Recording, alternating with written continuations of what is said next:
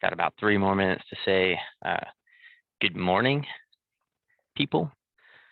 Welcome to Decisions Daily Lunch and Learn. Just want to remind you guys about Decisions Days. It is October 4th through the 6th, 2021. It's going to be great. Come learn with us, build with us, spend some time with us. We'd love to have you in our great state and in our great office. So feel free to come join us. As we wait for people to trick in, looks like Max, you got a special welcome because you heard the good morning. You're not going to hear, no one else is going to get to hear that. They're going to hear good afternoon, so a little treat there.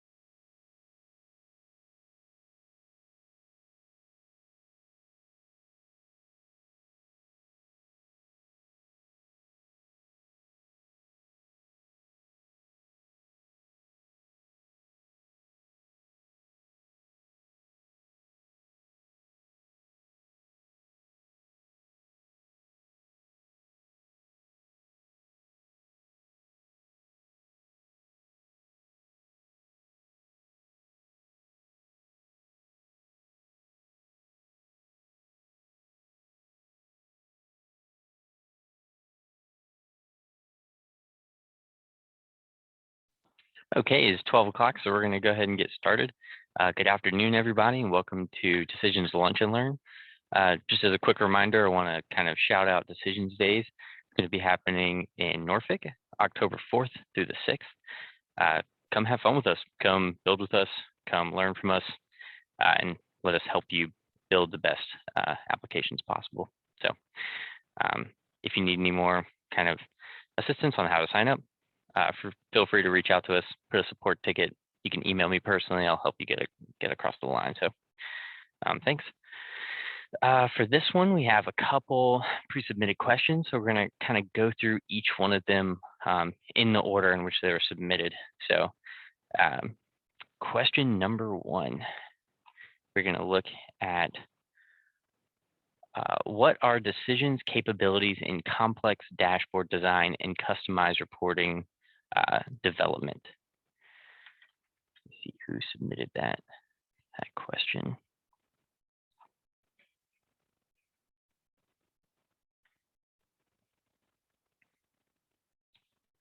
Okay, let me see.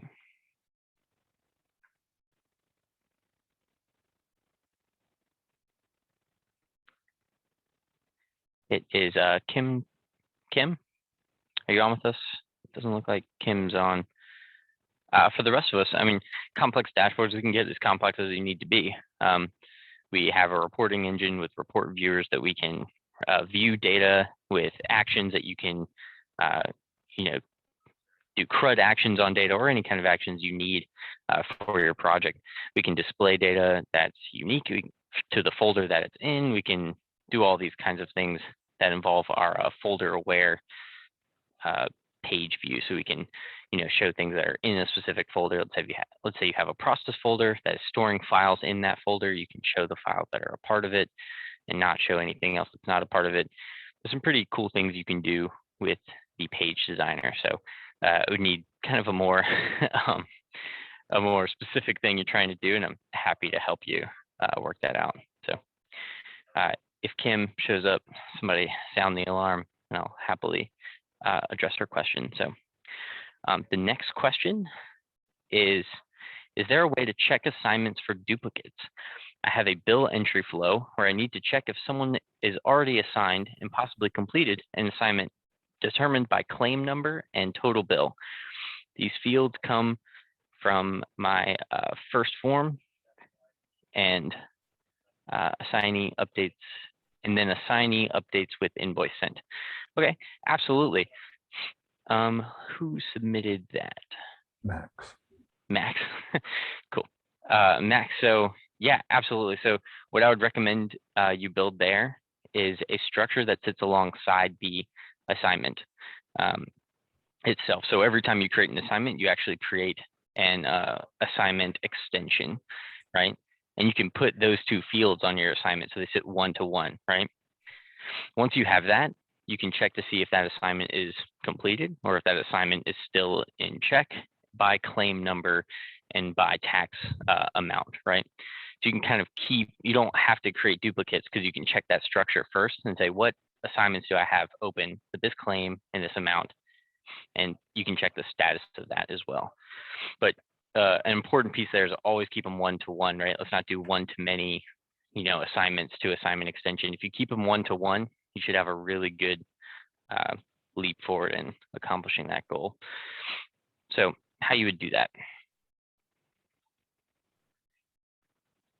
Okay, so I'm going to go ahead and add a designer folder here. Assignment extension.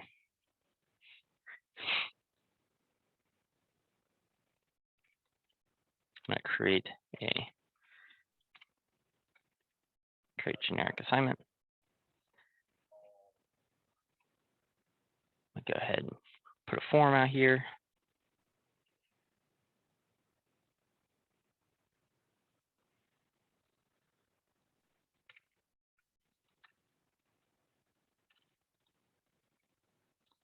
Generic form. Oop, I keep spelling it. Not very good under pressure. So go ahead and create this form. This is going to have just something really simple on it. Nothing too complicated. I'm just going to put an end button. So make this say complete. Cool. All right, so what I'm going to do now is I'm going to duplicate my tab and I'm going to go ahead and create this assignment extension.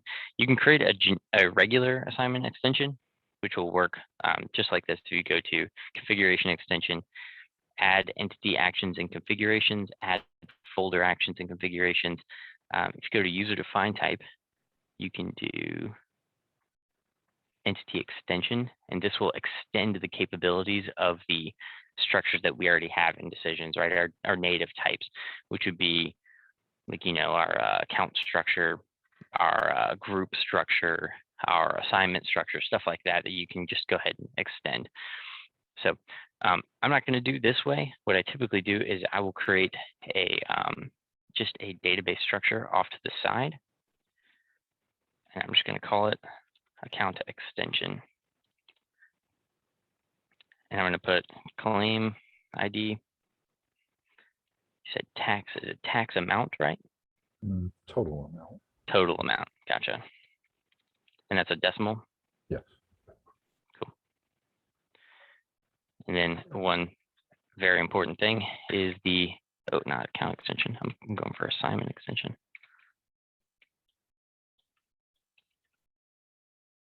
I need the assignment ID in here. So perfect. What is it complaining about? Data team name cannot match any part of the, I think that's,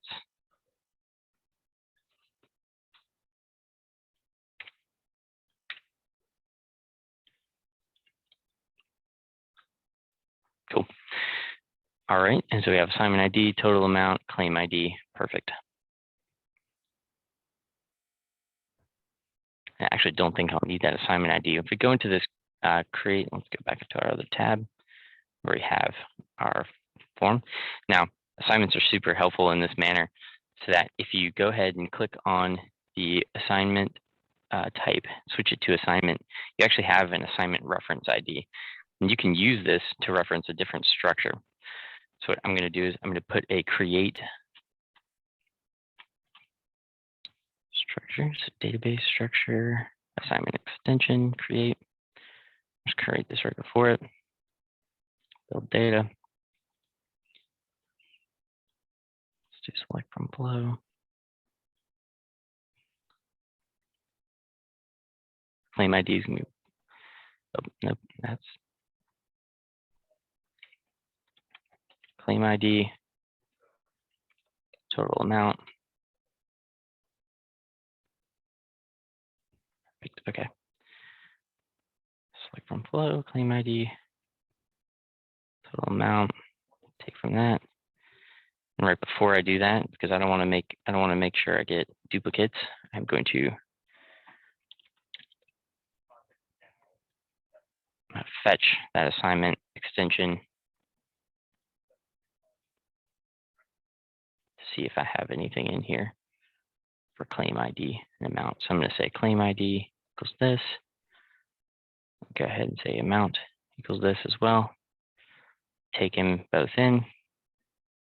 Total amount, claim ID. And if I find results, I can do whatever you need to do. You can check the state of it. You can do whatever you need to do. But if you find no results, you want to create it and start the assignment. So come here. I'm going to do admin at decisions, assignment name. I'm going to put process claim and make this just say process. Now assignment reference ID, I'm going to pick the entity ID that's coming out of this. So I'm going to say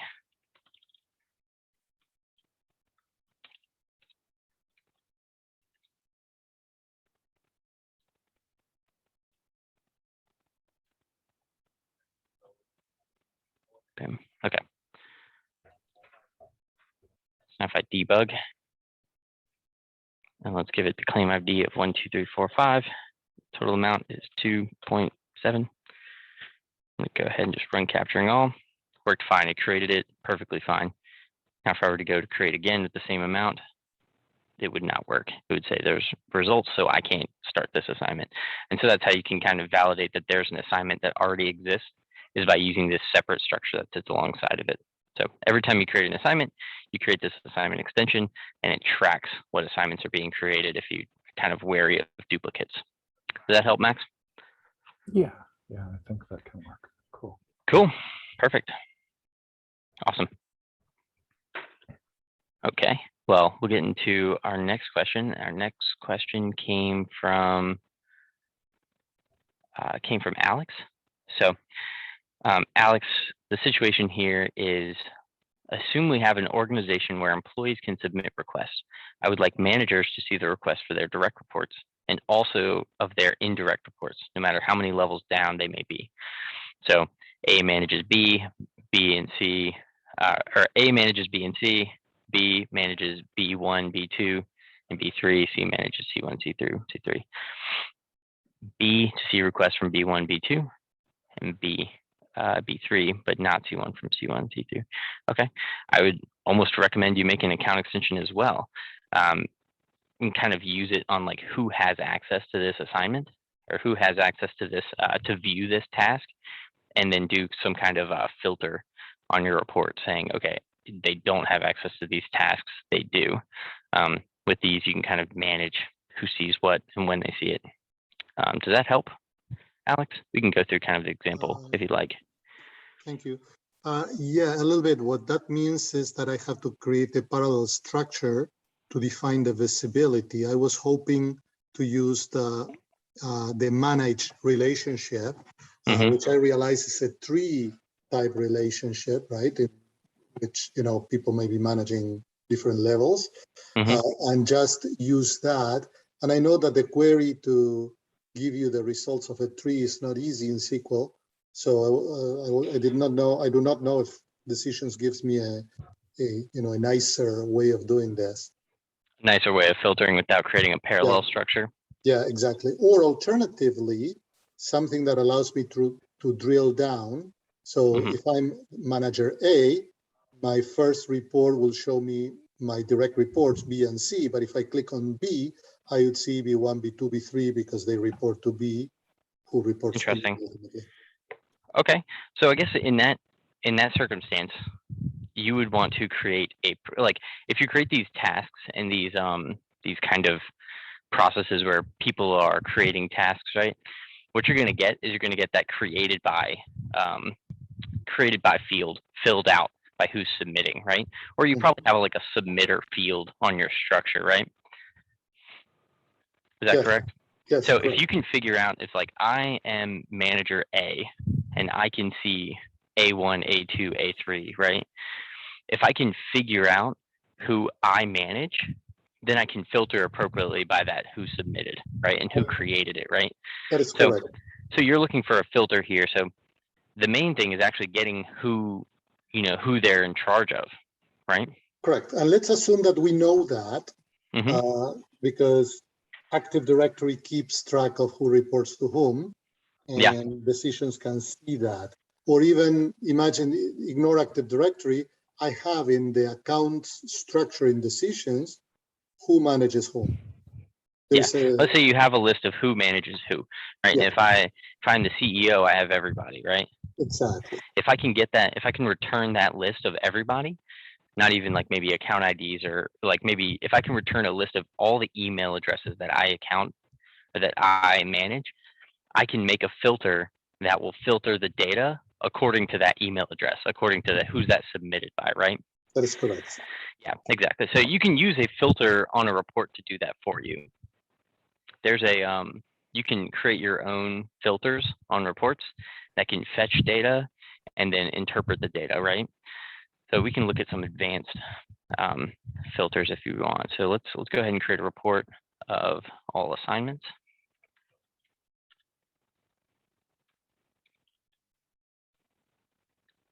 Let's go ahead and create this.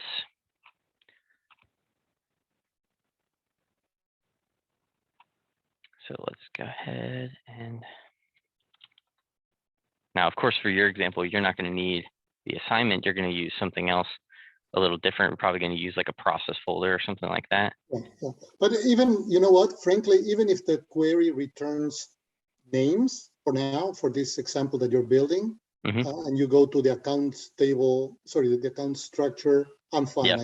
I can extend Yeah. it. Yeah, absolutely. And so these filters right here are going to be your best friend, right? If you can filter out a list, what's great here is you can make your own filter, right? So rule filter, and I can say,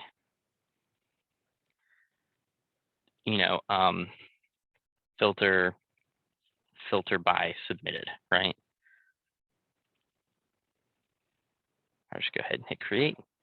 And this is where you're going to want to kind of do the best you can. So right here, if I were to come in here and say, I need data, but, I don't know necessarily, like my data doesn't exist in here. How can I get it? This is a good thing. Run flow to get data. So I can say, get all people, below me, I guess. I don't want to say they're actually below you, but but yeah. Here we'll make that more organizationally below you. Organizationally below me. That's a little bit more politically correct. Yeah. So I'm going to say get all people organizationally below me. And then if I can come in here and say like, all right, who's below me? I'm going to do a list right here. People below.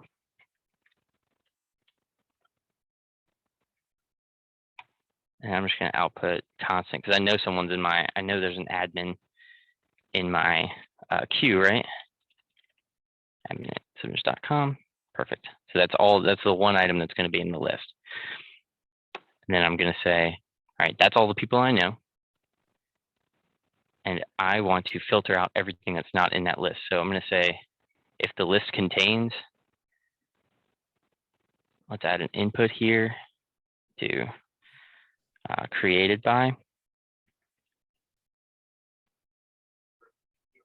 If the list contains whoever's in that created by, I want you to show it. So I'm going to go ahead and hit save. But I think that the art here is in creating that list. Yep. The filter. The art here is getting that list in there. So you can use that get data to get that for you. right? So I'm only showing anything that is admin in decisions, right? If I had to output something else, then I would be able to find that as well. Does that make sense? Is that helpful? Frankly, no, because I don't know how to build that query. To build the query to get the list. Exactly. That is the. Gotcha. So let's do something else, right? Let's work on this. This I get know that. By the also, way, I right? know that this is not a simple SQL query. That I can tell, because you're recursively going down, right? Yeah, and I need to go all the way down and then pull, start back and go all the way back up to the top. So Correct. I think there's a couple things in here.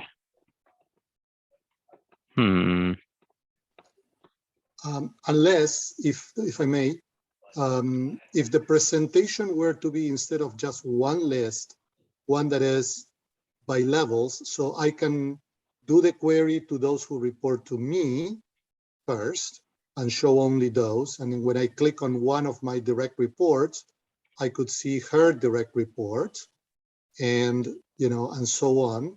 So it might not be the fastest visualization. Fastest thing, yeah. This is an interesting one. So what I'm going to do is I'm going to fetch accounts that have no extension. I'm going to fetch accounts where there is a manager in here somewhere.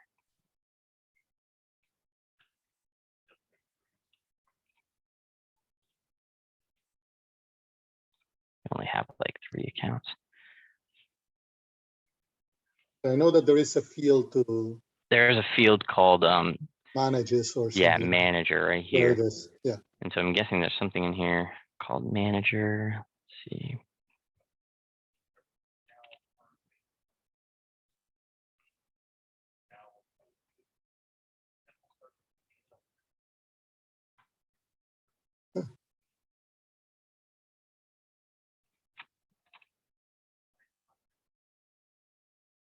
Is managed by, perhaps? Managed by? Maybe you think it start. I think it start with an M. This might be outside my knowledge, man. I tell you what we probably need to do is go to the database level and make this like a query, right? Mm-hmm. And then once we get that query running, we can put that query in here, right? To get all managers, let SQL do the kind of recursive gathering. But we need to figure out what the relationship there and how there is a relationship between manager and account. So. Right. Hey, Josh, do you mind if I interject real quick? Yeah, please. This is Curtis from Decisions. So I've actually had to build something like this previously. And so you said that you have your Active Directory like integrated into Decisions already? It will be. No, we're building a POC, so we don't have that now yet. Sure. But we can proxy that internally. Sure. So the idea here, right, is that we basically want to build an array, right, for all the reports that you need to see. Mm-hmm. So, real quick, Josh, we'll kind of do this really quickly. If you just wanted to put like a create data step at the beginning and just make some sort of blank array that we could then add things to. And let's see if I can get. Yeah, I have one at the end here. Perfect. So from here, and let's see. Right now, unfortunately, I'm having a hard time sharing my screen. Like my, I can stop my monitor's sharing. not working for me. Get in there.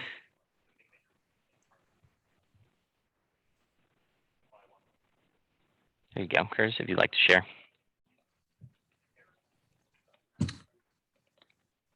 All right.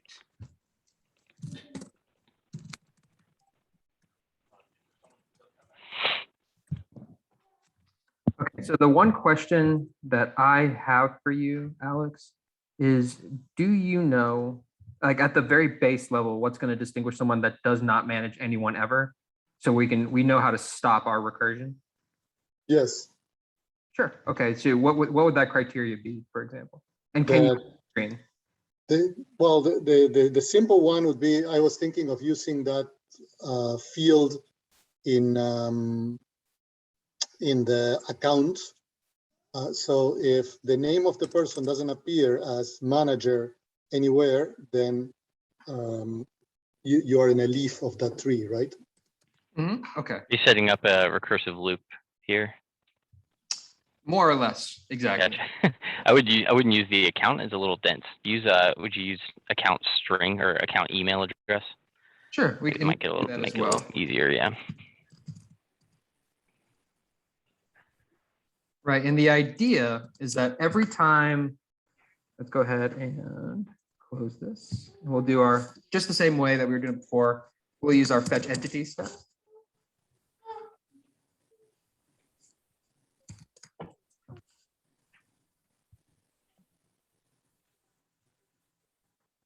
And we're still going to reference that account table.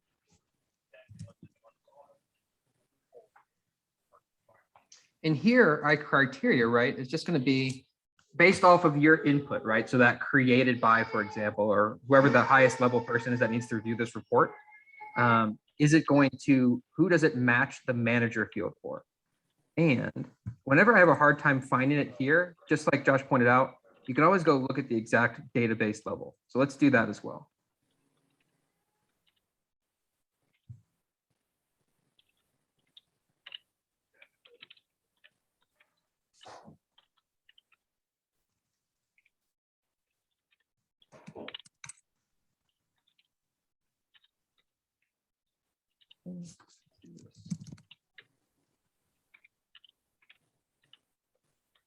So what we're looking for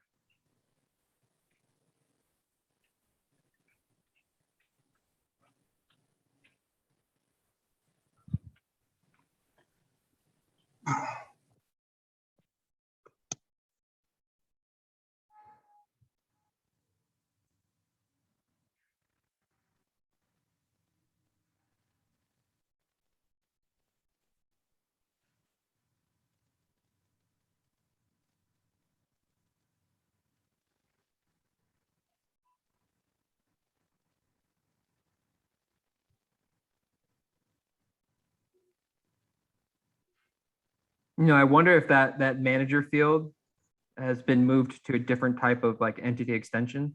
Yeah, there's probably a structure Or- that sits alongside or that version holds account 7. ID and manager ID. Exactly. Yeah.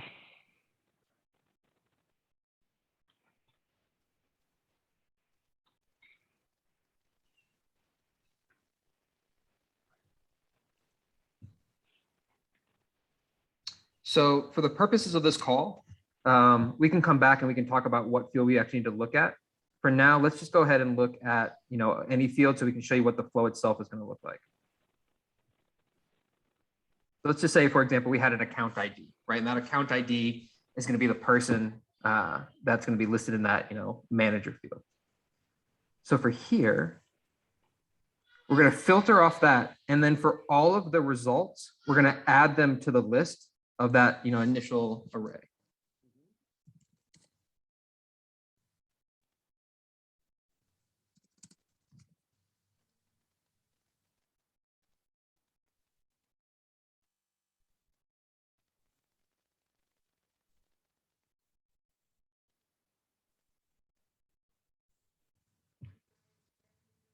All right, so we'll have our new items.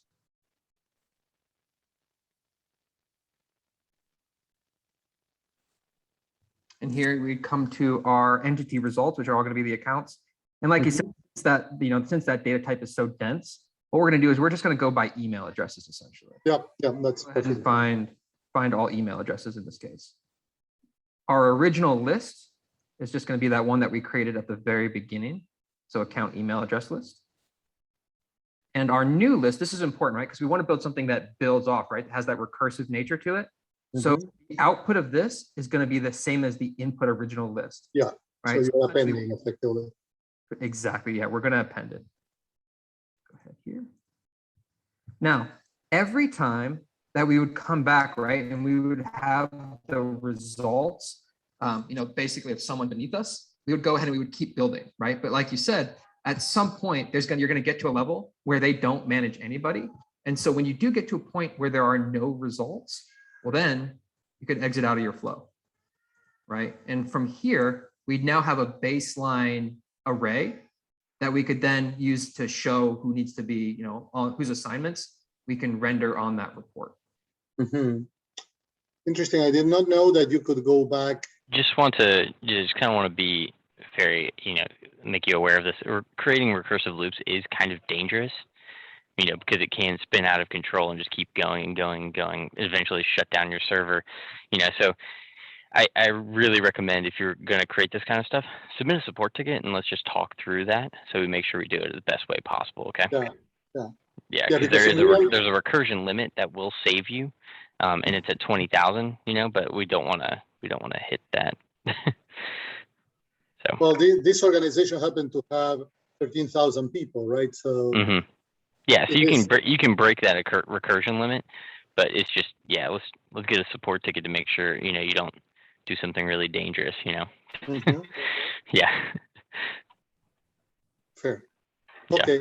Yeah, this will give me the list, and from there on I can use this as the query to a large extent to feed a report, for example, right? Precisely. Yes. Yeah. Okay. And when you set up your report, this is a flow truly, right? Mm-hmm. Can you select the flow as the source of your data in your report?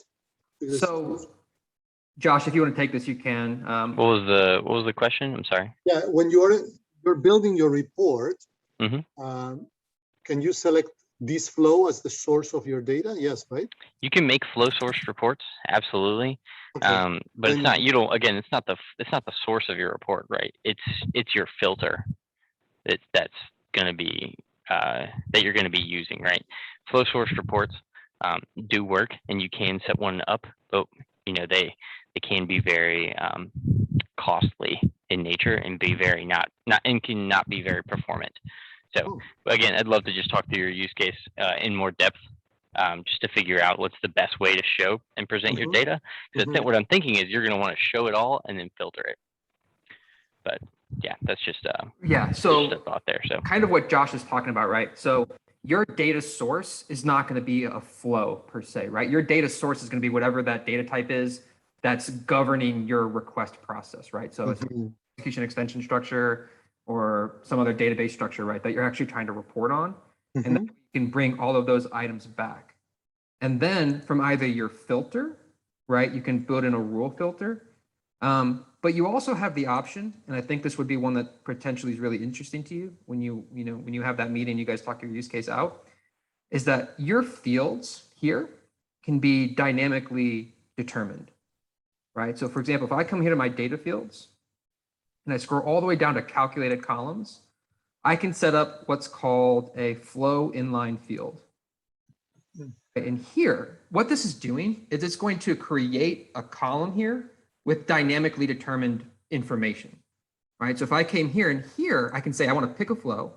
We'll go ahead and pick existing. Let's go ahead and actually we'll just do a new one, right? So here, and this is going to be our, our inline field. This is going to say, retrieve, all, accounts below me.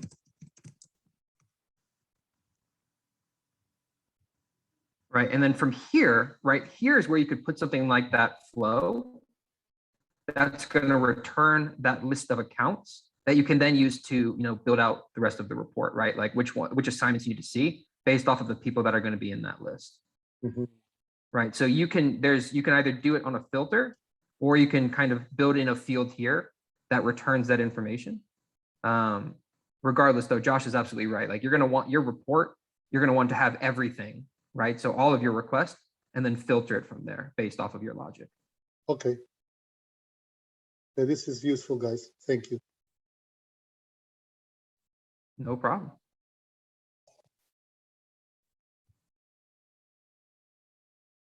All right, Josh, sorry. I only interjected because it's something I've actually had to build out before. So I will pass the reins back to you. Yeah, along with that as well, the flow inline field can be very ill performant. So if, again, if you want to use something like that, let's really go back to the root cause, like what do you need before we create something that's potentially, again, dangerous. So, Yeah, because that flow inline field will run for every single row on your report. I typically try not to, or try to avoid that if at all possible. So that tends to be like a last resort kind of thing. And even then I try to not use it as well. So yeah, let's go back to another question. Alex, are you good? Do you need anything else? Or I do you am. think that Thank solves you your problem? very, very much. This was very Okay. useful. Perfect.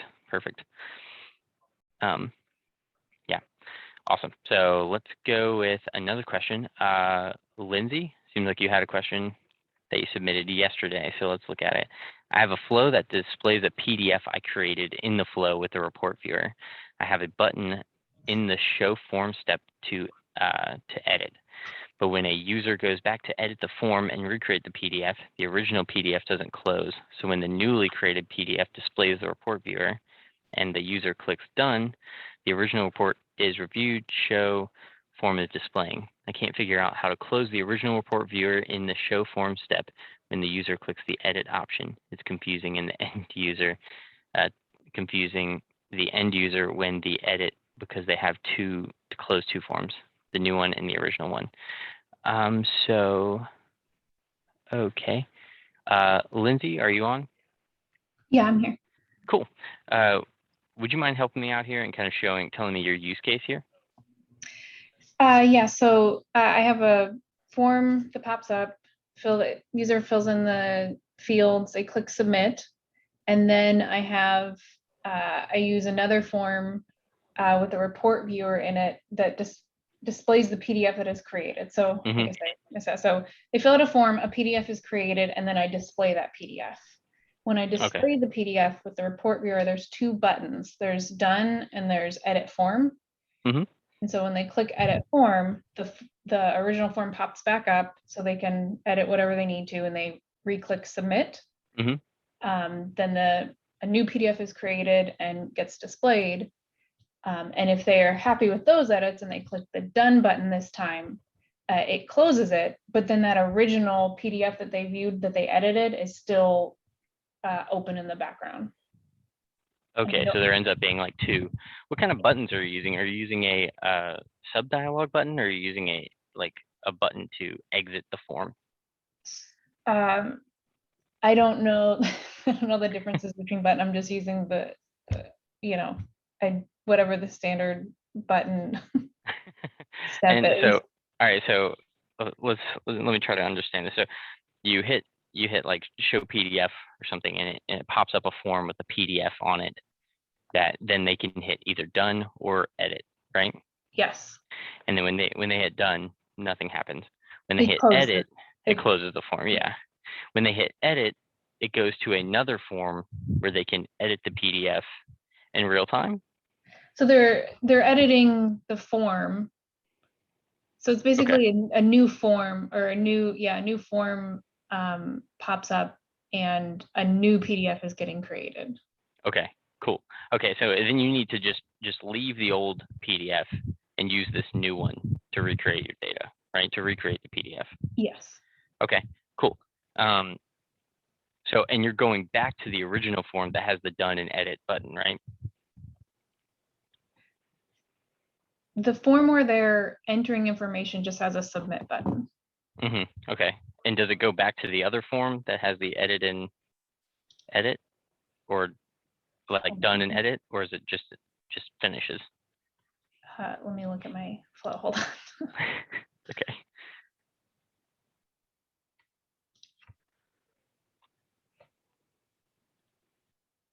So it's not.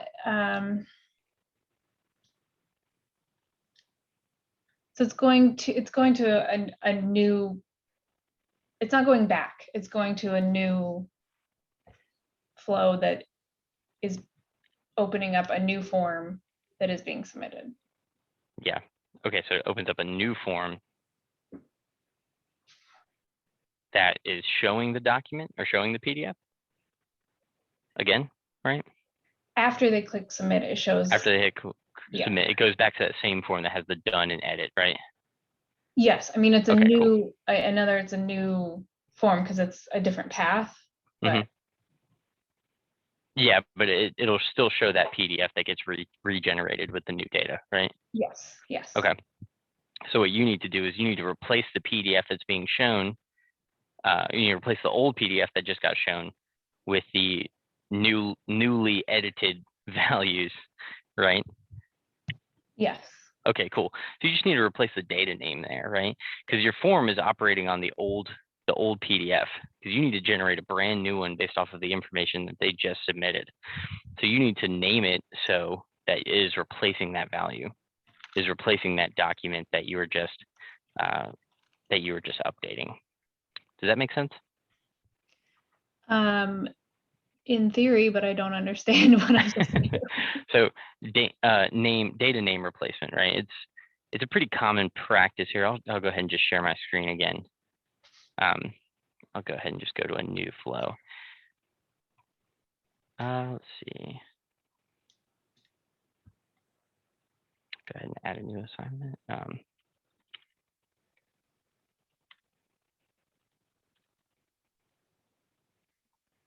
So let's go ahead and we can just go ahead and do this if you want. So I'll go ahead and create a flow.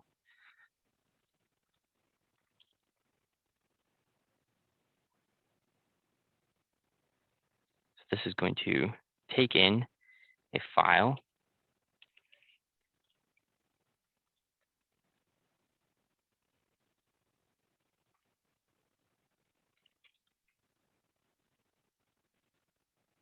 And I'm just going to show the file here, right? Just how your flow works besides the whole like creation schema, right? So I'm going to do show image form. Great. We'll put a document viewer on here.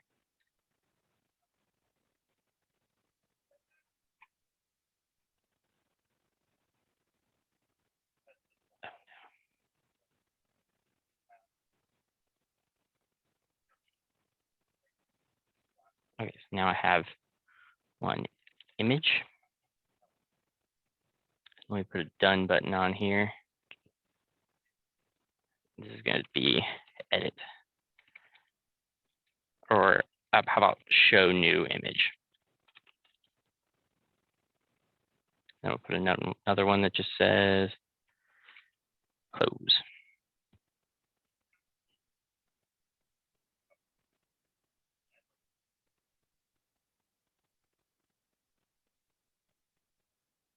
So close that. Let's debug. Now I only have this one. I have a couple images on my computer, but this is one. Let's see. Oh, it didn't map it. Let's come here. Take the image. Why is it a string? Document. Nope. I need file data.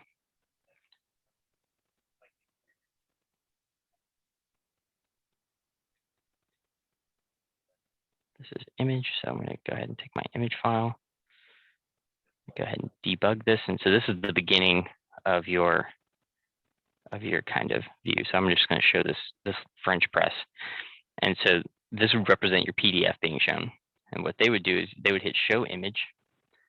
And I'm not going to do like an edit or anything, but what I am going to do is I'm going to recreate your issue, and I'm just going to have them upload a new image.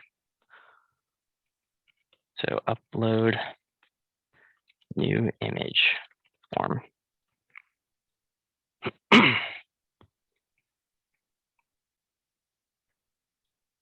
Take all these off. I only need one. Let's go ahead and put a document or a file upload area. Put a button. It says submit. And this is going to say new image file. I'm going to make it to file data, so that's perfect. Close and save. And now here's the kind of trick here. It's going to go back to your old file, but instead of naming it new image file, I'm going to take over the old image file data name that is input, right? So I'm gonna go ahead and I'm gonna say debug. I'm gonna start out with my French press image. I'm gonna say, no, I want a new image. So I'm gonna drag over this ice cream image and I'm gonna show that instead, right? Is that the kind of same principle you're looking to create with the PDF? Yeah, I think I'm going to a new view PDF step. So I'm hoping if I just go back to the old one, maybe that'll solve my issues. So instead of naming it as like new PDF, just have that value just take over the old image, the old PDF value here. Because that's what I did, right? I started with this image file, but then this one is now taking over that representation of image file, and so now I have a brand new image, but it's named exactly the same. Okay, I think that makes sense. Cool. Thanks. No problem. Any other questions? Okay, I see one from Alex. Is there an easy way to import accounts from a spreadsheet and put them all into an account subfolder? That's a great idea. I've done this on another environment. So I'm just gonna go ahead and I'm gonna connect really quick. Nobody take my password.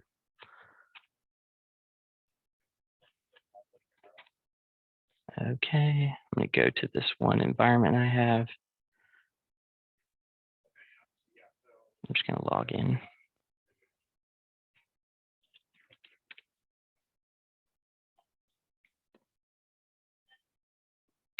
Yeah, you can absolutely create a folder for the account. So I built a flow one time to create dummy accounts because sometimes I have to stress test things, right? I had a fellow colleague build a flow that would allow him to move people from a group to one group, and he needed to stress test it with like, I don't know, 1,000 accounts.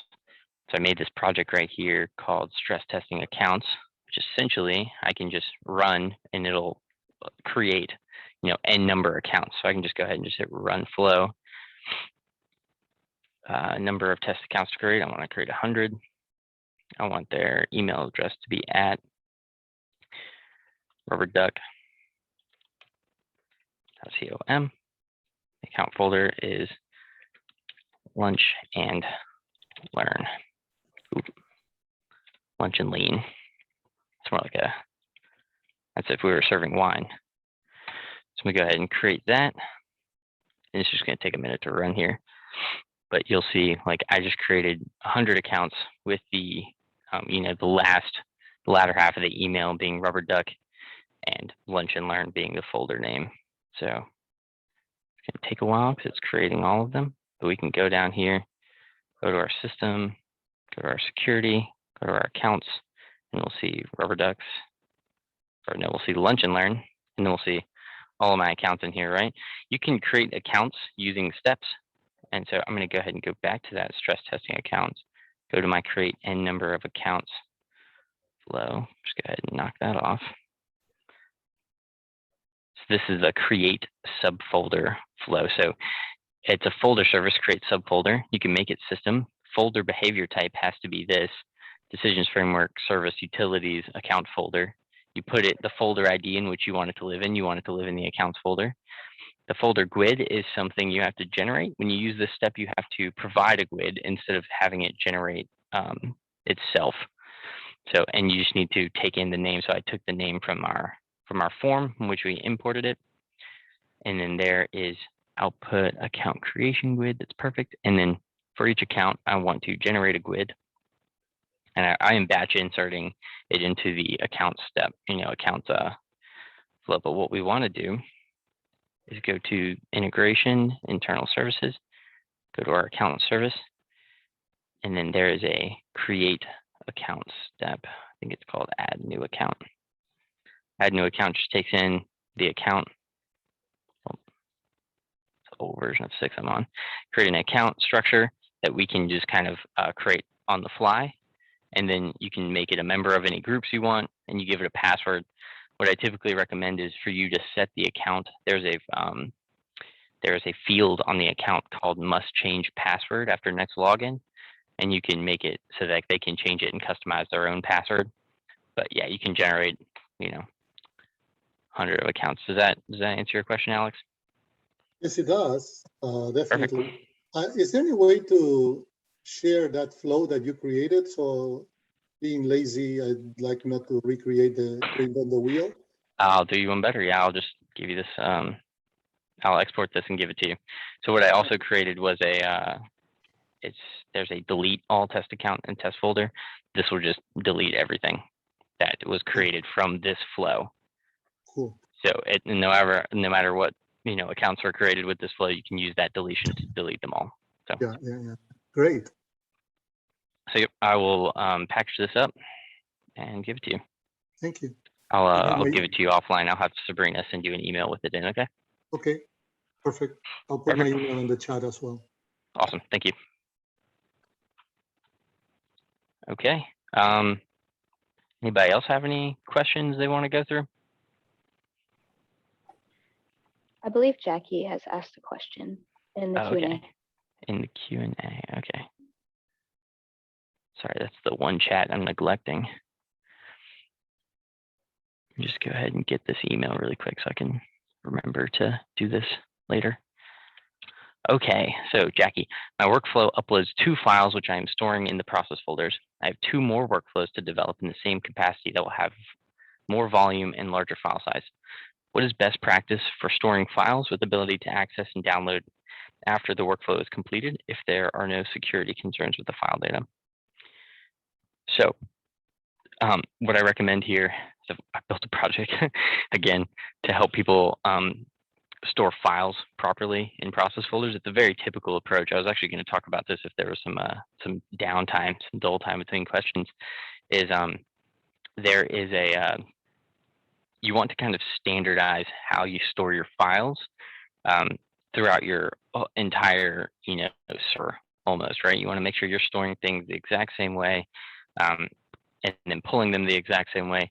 So what I did was I built this file project file control, and it just gives you a bunch of flows you can use, right? So store all files in folder.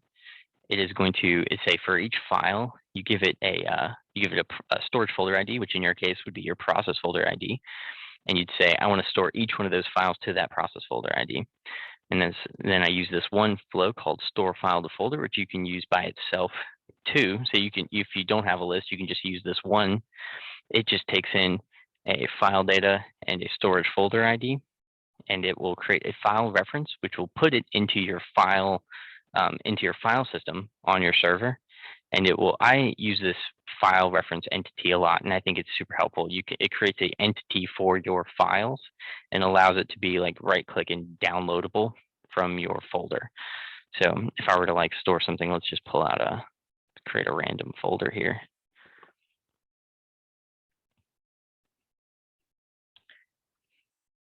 Don't really have a lot of room here. Let's create it in my apps.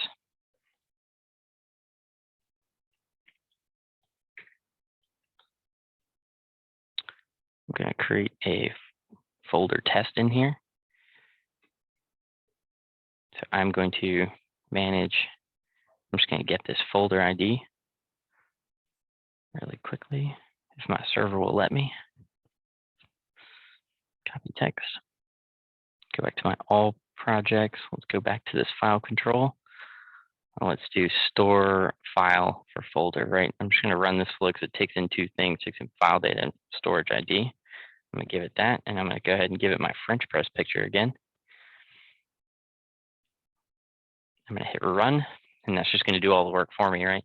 And go back into this folder test, and I can see this stock photo that I just submitted, and I can download that file, and you can see my image of this is stored. And you can put this in any of your flows to kind of standardize the way you store your files. What I recommend is file data is an in-memory representation of the file. File reference is actually in your files on your server, and it's just a reference, right? So every time you need to use that file, it's a representation of it. And so when you need it, it'll go to the file system, grab it, pull it out, and show it on, allow you to download it. But you're downloading directly from the file system, whereas file data, you're downloading directly from memory. There's file reference entity, which uses the file reference service, which puts it into your file system, and it just wraps the entity framework around it. So you have that created by, you have that modified by. Stuff like that allows you to just do a lot more things with it. So you can, you can get the download link, you can do some other stuff with it. But does that help? So is there a problem storing it in your process folder? I guess that's my question. Oh, absolutely not. Yeah, there's no problem storing it in your process folder. It's just how you're storing it in your process folder. So you're probably using that step add file to folder, right? Well, it's been a little while since I looked at it, but you're probably right. Yeah. So it's just, we don't want to store them as file data. We want to store them as file reference, which I'm guessing the add file to folder will do that. But again, if you want me to share this project with you too, I can give you this as well.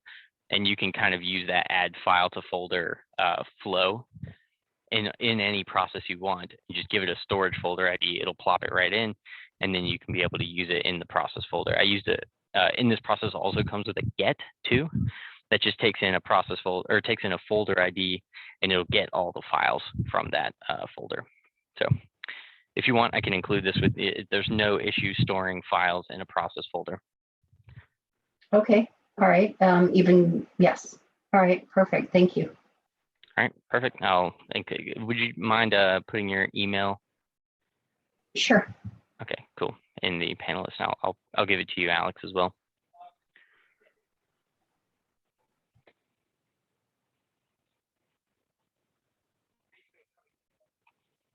Cool. Any other questions coming from the group? Yeah, Max, if you don't mind putting your email address in the chat, I'll happily include you on that as well.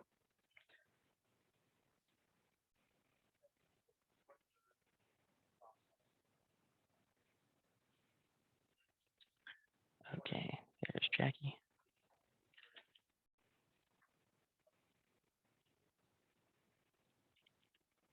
And there's Max. Perfect. Well, guys, if we don't have any other questions, I'll happily let you guys get back to the rest of your day. Thank you for joining us. Again, I want to plug Decisions Days. If you've heard about it and you're interested, please let me know. We'll happily get that process started for you to come join us for a couple of days. So thank you and have a great rest of your day.